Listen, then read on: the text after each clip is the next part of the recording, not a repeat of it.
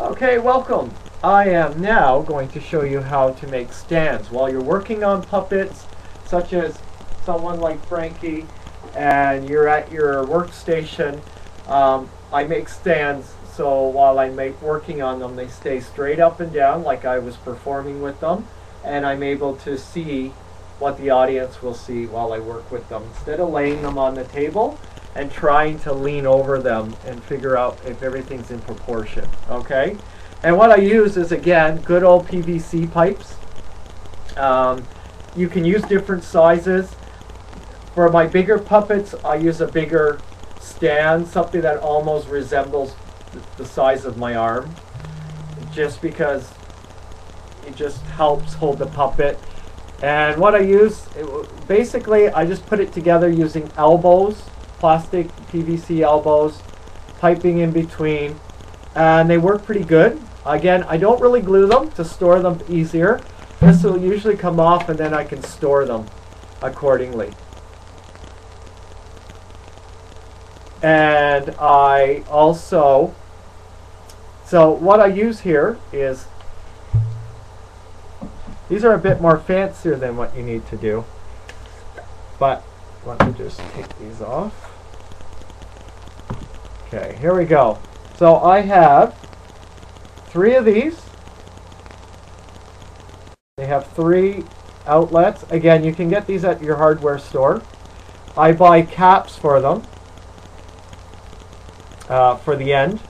So that's a separate piece. And then I just have a little piece of the pipe that fits this size of PVC outlet. That's the small end. And here's another, and then I use a slightly larger or longer piece in between.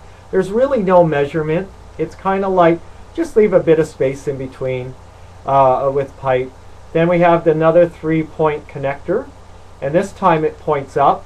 The other one pointed this way to be able to go through, and then this one points up, and we've got another one at the other end, small piece of pipe in between.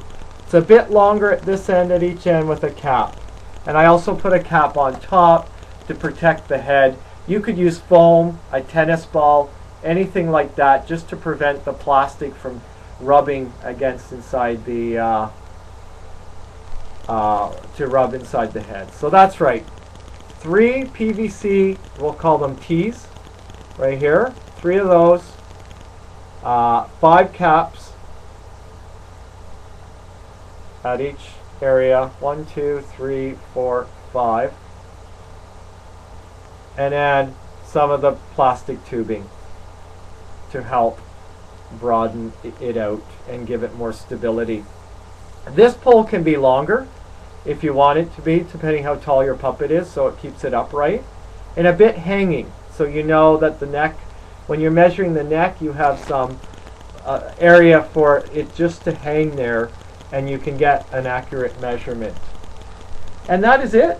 And like I said, it's portable. I don't glue this part on because I want to keep it to pack it away when I don't need to use it.